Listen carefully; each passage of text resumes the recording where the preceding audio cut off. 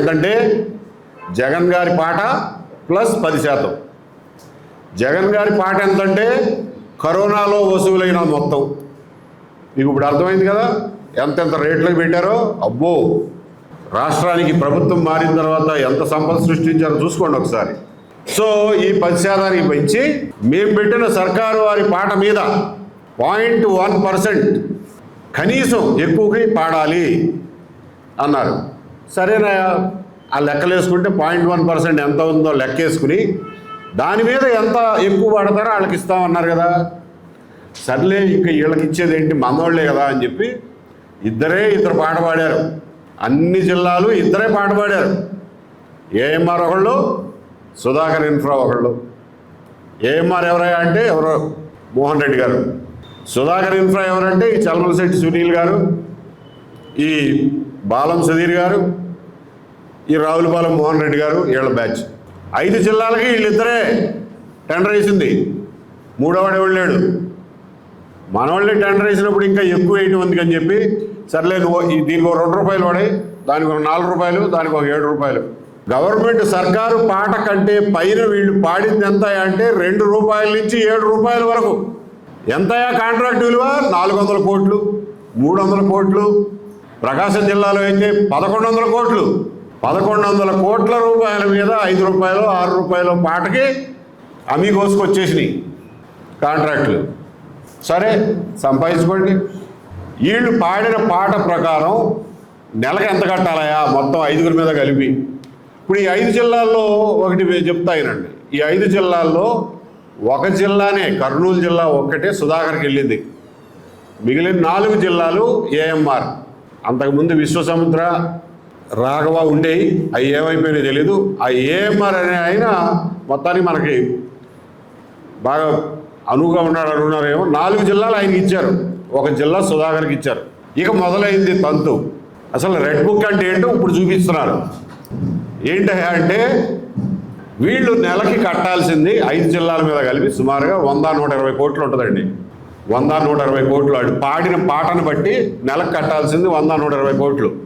వాళ్ళు వైట్లో, వాళ్ళ వెబ్సైట్ ప్రకారం వైట్లో వాళ్ళకు వస్తున్న రాబడి ఎంత అంటే దాదాపు 250 కోట్లు నెలకి.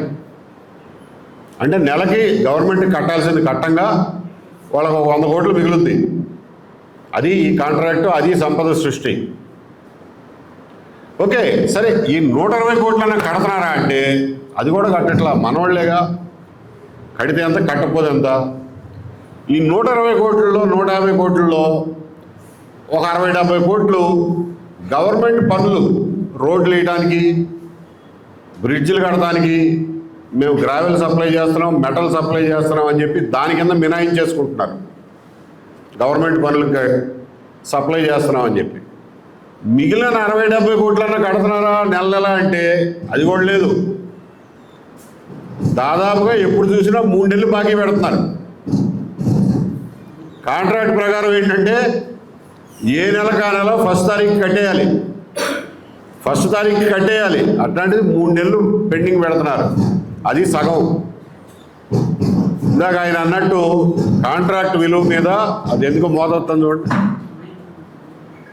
కాంట్రాక్ట్ వాల్యూ మీద 2.1% స్టాంప్ డ్యూటీ కట్టాలి. స్టాంప్ డ్యూటీ అది కూడా అమీగోసే కదా, మనవాళ్లే కదా అని చెప్పి ఆ స్టాంప్ డ్యూటీ కూడా కట్టించుకోవాలి. అందులో దాదాపు 100-150 కోట్లు మిగిల్చుకున్నారు. అంతకుముందు జగన్మోహన్ రెడ్డి గారు ఇచ్చినప్పుడు వాటికి కూడా స్టాంప్ డ్యూటీ కట్టించుకోకుండా నడిపారు. పోనీ చివరిలో అన్నా కట్టించుకుంటారా అంటే స్టాంప్ డ్యూటీ కూడా కట్టించుకోకుండా వాళ్ళ బ్యాంక్ గ్యారంటీలు వెనక్కి ఇచ్చేశారు. అంటే అంత ఎమిగోస్ అనమాట, అంత ఫ్రెండ్స్ వీళ్ళు. సో ఇంత సంపాదిస్తున్నావు కదా, నీ ఆరాం తీరిందా అంటే అబ్బే వాళ్ళ ఆరాం తీరలా. ఏంటంటే అసలు ఏఎంఆర్కి గవర్నమెంట్ ఇచ్చిన కాంట్రాక్ట్ ఏంటంటే ఎవరన్నా లైసెన్స్ తీసుకుని మైనింగ్ చేస్తా అంటే ఒక గ్రానైట్ క్వారీయో, లేకపోతే గ్రావెల్ క్వారీయో, లేకపోతే రోడ్ మెటలు కంకర క్వారీయో తీసుకుని చేస్తా అంటే వాడు ఆ క్వారీ దగ్గర బయట కూర్చుని క్వారీలోంచి బయటికి వెళ్ళే ప్రతి లారీకి ఇంత అమౌంట్ అని కట్టాలి. అది ఆన్లైన్లో గవర్నమెంట్ వెబ్సైట్లో కట్టాలి. కడితే వాళ్ళకు రసీదు వస్తుంది. ఆ లారీ క్వారీలోంచి బయటకు వచ్చేటప్పుడు అరే రసీదు ఉందా లేదా నీకు, గవర్నమెంట్కి డబ్బులు కట్టావా లేదా అని చెప్పి ఆ రసీదు చూడటం వరకే ఏఎంఆర్ పని. అది అయిపోయిన తర్వాత ఇంకెక్కడన్నా చెక్ పోస్ట్ దగ్గర బండి ఆపితే ఆ గవర్నమెంట్కి కట్టిన రసీదు చూపిస్తే చెక్ పోస్ట్ ఆడ ఆపకూడదు, పంపించేయాలి. ఏఎంఆర్ రోడ్ పని అది. లైసెన్స్ ఇచ్చిన క్వారీ బయట కుర్చీ వేసి కూర్చుని బయటికి వెళ్ళే లారీలు, పర్మిట్లు, డబ్బులు కట్టినట్టు రసీదులు ఉన్నాయా లేవా చూడటం వరకే ఏఎంఆర్ పని. ఇంతకు మించి వాళ్ళకి ఇంకే పని లేదు. కానీ వాళ్ళు చేస్తుంది ఏంటి, రోడ్ల మీద పడిపోయి పల్లెటూళ్ళ మీద పడిపోయి ఏం వ్యాన్లు అయ్యి బొలేరోలు వేసుకుని రౌడీలు మంచి దిట్టంగా ఉంటారు. ఒకడు వాళ్ళందరూ జగన్మోహన్ రెడ్డి గారి టైం నుంచి అదే వృత్తిలో ఉన్నారు. వాళ్ళే వాడుకుంటున్నారు, మళ్ళీ కొత్తగా ఎక్కడి నుంచి చేస్తారు.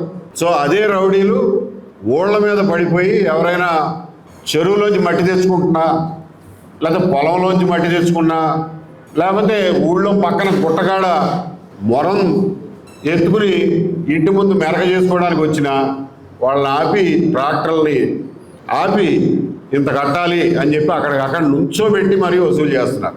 చూశారు కదా ఇందాక.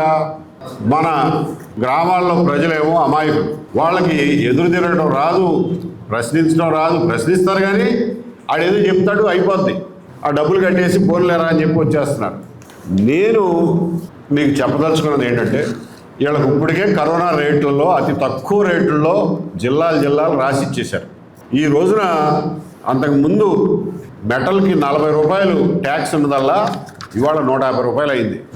గ్రావెల్కి అంతకుముందు 40 రూపాయలు ఉండదల్లా ఇవాళ 90 రూపాయలు అయింది. గ్రానైట్ అంతకుముందు క్యూబిక్ మీటర్కి 3000 ఉండేదల్లా ఇవాళ 5000 6000 అయింది. అంటే ఏమి చేయకుండా గవర్నమెంట్ ఇచ్చిన కాంట్రాక్టు వరకు క్వారీ బయట కూర్చుని ఆ డబ్బులు వసూలు చేసుకున్నా కానీ వాళ్ళకి డబల్ ఎంతకు పాడారో అంతకంత మిగులుద్ది. కానీ వీళ్ళు రోడ్ల మీద పడి జనాన్ని మీద పడి దోచుకోవడానికి కూడా అలవాటు పడిపోయారు. ఇవాళ ఏ స్థాయిలో ఉన్నారంటే వీళ్ళు 2025లో ఒకసారి ఈ ప్రకాశం జిల్లాలో బాగా విప్లవం వచ్చి వాళ్ళ చెక్ పోస్టులు, వాళ్ళ బూతులు అన్నీ కింద పడేస్తే 3 మంత్రులు వెళ్ళారు రాజీ చేయడానికి. 3 మంత్రులు కూర్చొని రాజీ చేశారు ఏఎంఆర్కి, ఎన్నో గ్రానైట్ కంపెనీలకి. ఏమని రాజీ చేశారా అంటే, గవర్నమెంట్కి కట్టాల్సింది వేరు, మాకు కట్టాల్సిన క్యాష్ వేరు అని చెప్పి రాజీ చేశారు. రాజీ చేసి మార్టూరులో, ఒంగోలులో గ్రానైట్ కంపెనీల వాళ్ళతోటి మెమొరాండమ్ ఆఫ్ అండర్స్టాండింగ్, సంతకాలు ఉండవు వీటికి, అన్అఫీషియల్గా మెమొరాండమ్ ఆఫ్ అండర్స్టాండింగ్ ఒకటి రాపిచ్చారు. అంటే నువ్వు గవర్నమెంట్కి కట్టాల్సింది ఏంటి, వీళ్ళు ఈ గ్రానైట్ కటింగ్ ఇండస్ట్రీ ఉంది. గ్రానైట్ కటింగ్ ఇండస్ట్రీలో సింగిల్ బ్లేడ్కి అయితే 35,000, మల్టీ బ్లేడ్కి అయితే 70,000 అని చెప్పి గవర్నమెంట్ వసూలు చేస్తుంది. అది కాకుండా ఇవాళ సింగిల్ బ్లేడ్ లేవు, అన్ని మల్టీ బ్లేడ్లే. గవర్నమెంట్కి కట్టే 70,000 కాకుండా మాకు 80,000 కట్టాలి, కడితేనే మిమ్మల్ని నడపనిస్తాం అని చెప్పి ప్రతి ఒక్కళ్ళ దగ్గర 80,000కి ఎంఓఏలు చేసుకున్నారు. ఒంగోలు మిల్లులతోనూ, మార్టూరు మిల్లులతోనూ. వాళ్ళు ఏం చేస్తారు, వ్యాపారం చేసుకునే వాళ్ళు. 3 మంత్రులు వచ్చి పంచాయతీ చేస్తే వాళ్ళు కాదనే శక్తి అలగాడుంది. ఇవాళ కట్టుకుంటున్నారు, వాళ్ళు ఈ లెక్కలో కట్టుకుంటున్నారు. ఇది కాకుండా మళ్ళా ఫినిష్ గూడ్స్ మీద టన్నుకు 1400. అసలు ఇది ఒక రకం కాదు. సరే, వాళ్ళు లైసెన్స్ తీసుకుని వ్యాపారం చేసేవాళ్ళు. పల్లెటూరులో చెరువులో మట్టి తీసుకొచ్చేవాడికి నా మీద దౌర్జన్యం ఏంటాయా? ఇది ఎక్కడ అన్యాయం? ఇది ఇట్లా ఉంటే పాట పాడిందే తక్కువ రేటుకి, అది కూడా సగం కట్టవు. ఇవాళకి ఫర్ ఎగ్జాంపుల్ విశాఖపట్నం జిల్లాలో 40 కోట్ల రూపాయలు పెండింగ్ ఉంది, బాకీ ఉంది. కట్టరు, కట్టినప్పుడు కడతాం, తర్వాత మాట్లాడదాం అంటారు. వీళ్ళు అన్అఫీషియల్గా ఇట్లా క్యూఆర్ కోడ్లు ఇస్తారు. ఇది ప్రైవేట్ క్యూఆర్ కోడ్, ఇది గవర్నమెంట్ ఏం సంబంధం లేదు. క్యాష్ వసూలు చేసి వాడే క్యూఆర్ కోడ్ ఇచ్చుకుని వేరే చెక్ పోస్ట్ దగ్గర ఎవరైనా ఆపితే ఈ క్యూఆర్ కోడ్ చూపిస్తే పంపిస్తాడు. ఇది పరిస్థితి. ఇట్లా ఉందండి అని చెప్పి వాళ్ళ ఆఫీసరే రాశాడు. ఎప్పుడిది? మొన్న మే 2026లో వాళ్ళ ఆఫీసరే రాశాడు ఇన్స్పెక్షన్ చేసి, వీళ్ళు అనధికారికంగా వసూలు చేస్తున్నారండి, ఒక ప్యారలల్ సిస్టమ్ మెయింటైన్ చేస్తున్నారు. గవర్నమెంట్ వెబ్సైట్ వేరు, ఆడి వెబ్సైట్ వేరు.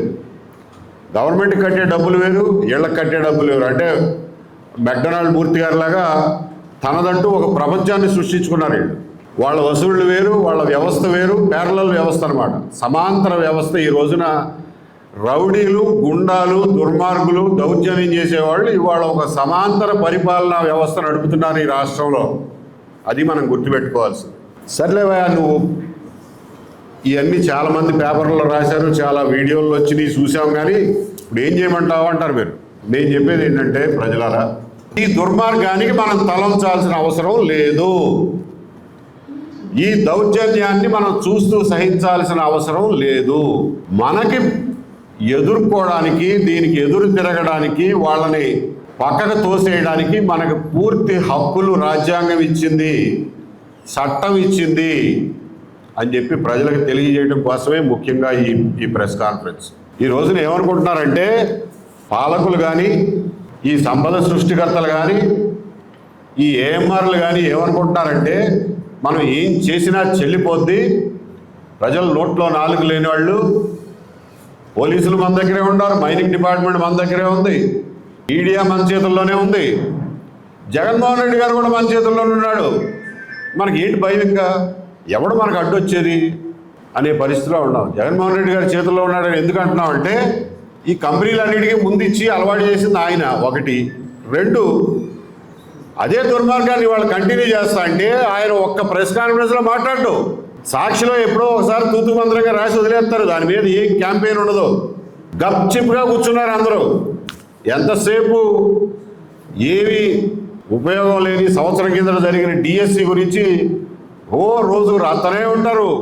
దాని మీద వృద్ధులతో జంజీ పోరాటాలు చేస్తూనే ఉంటారు. ఈ మాత్రం మాట్లాడరు. ఎందుకంటే ఇందులో వాటా వస్తుంది కాబట్టి. లేదా ఎందుకు మాట్లాడరు? మీకు బాధ్యత లేదా ప్రతిపక్షంగా? ఎందుకు మాట్లాడరు మీరు? గ్రామాల్లో ఇంత దుర్మార్గం జరుగుతుంటే ఎందుకు ఆపరు? ఆత్మని ఎందుకు చెప్పరు? కాబట్టి ఇవాళ ప్రజలు మనంతటా మనమే దాన్ని ఆపాల్సినటువంటి అవసరం ఉంది. దీనికి కావాల్సినటువంటి సామగ్రి, మానసిక సామగ్రి మీకు ఇవ్వడం కోసమే ఇవాళ ఈ ప్రెస్ కాన్ఫరెన్స్. ప్రజలారా, ఏఎంఆర్ కంపెనీకి ఇచ్చినటువంటి కాంట్రాక్టు టెండర్ కాగితం ఇది. అందులో దాని నెంబర్ ఎంత? 11.4.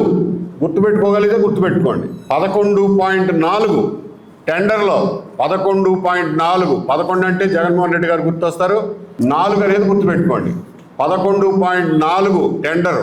ఆ రూల్ ప్రకారం నువ్వు నా దగ్గర వసూలు చేయడానికి వీల్లేదు, పోరా అనండి. లేదంటారా? ఇంకా సులభంగా గుర్తుపెట్టుకునే చెప్తా. 10G